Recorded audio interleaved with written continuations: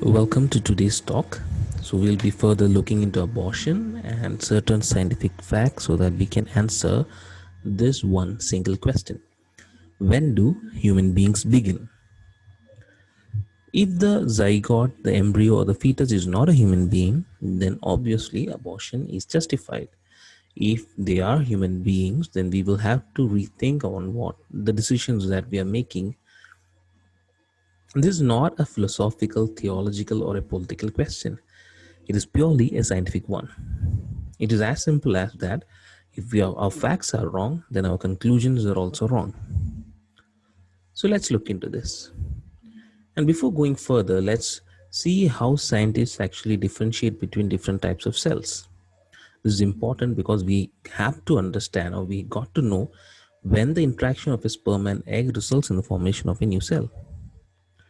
For this, we'll be using two criteria: the composition of the cell, like the genes it has, the different proteins it produces, etc., and also the way it behaves. So in the case of a zygote, it is actually formed by the union of a female gamete, the egg, with the male gamete, the sperm. So if you look at the composition of the zygote, it has components of both sperm and egg. Therefore, the zygote has a unique composition. It is different from that of the sperm and the egg. And we can even say that the composition of the zygote is different from all the other cells present in the mother's body.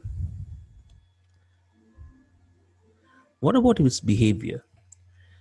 From the moment of conception, the zygote starts to change the ionic composition.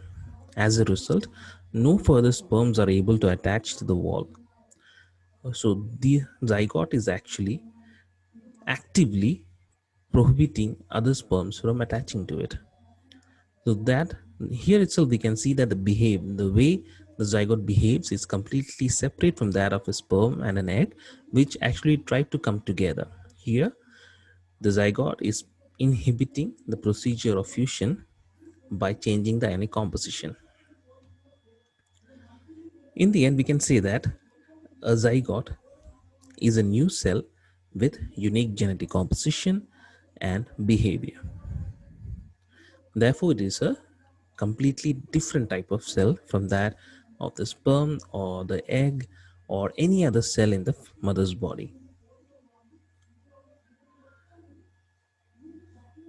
So we can agree on this, that the zygote is a completely new type of cell. But can we actually call it a new human individual?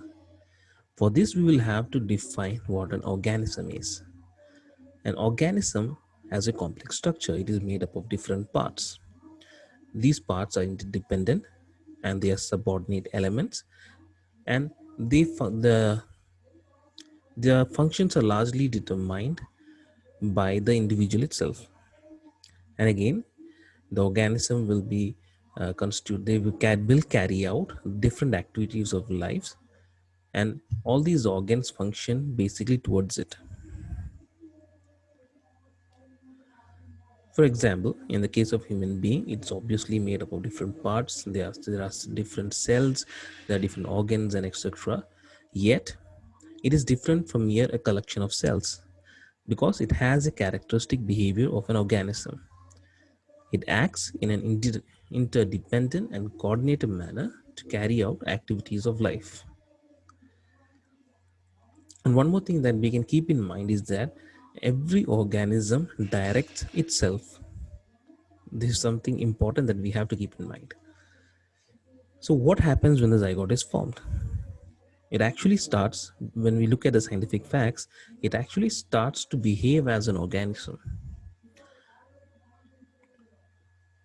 From the moment of conception, it immediately and decisively initiates a program of development that will, if uninterrupted by accident, disease, or external intervention like abortion, proceed seamlessly through formation of a definitive body, birth, childhood, adolescence, maturity, and aging, ending with death.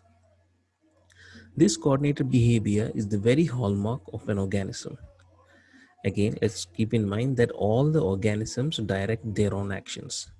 Here too, if you're looking into the scientific facts, we can see that the zygote directs itself. The growth of the zygote is directed by the zygote or the fetus or the embryo. The mother is not the one person who is directing its growth. In contrast, if you look at any other cell, let's say we are looking at the skin cell, they are completely different from a zygote. Or yes, we can put a skin cell into a culture and it will continue to live and divide and everything. All that it can do is form a clump of cells, but it is never going to regenerate an entire human body in culture. Based on the scientific description of fertilization, the zygote that is being generated is a completely new type of human cell whose composition is different and behavior is different. Moreover, this cell is not merely a unique human cell, but a cell with all the properties of a fully complete human organism. It is an individual constituted to carry on the activities of life by means of organs separate in function but mutually dependent. Therefore, the zygote is a living being. This is just a neutral examination of factual evidence that we have. And what is the conclusion that we get? That human embryos from the zygote stage forward are indeed living individuals of the human species, i.e., human beings. This view is independent of any specific ethical, moral, political, or religious views. So let's put aside our emotions, let's put aside our political affiliations, the way we think religiously, or our moral values, and look at the scientific facts properly. And let's rehumanize. Let's rehumanize the zygote. Let's rehumanize the embryo. Let's rehumanize the fetus because they are indeed human beings. They are not just clump of cells, they are not part of the female's body. They are human beings. Thank you.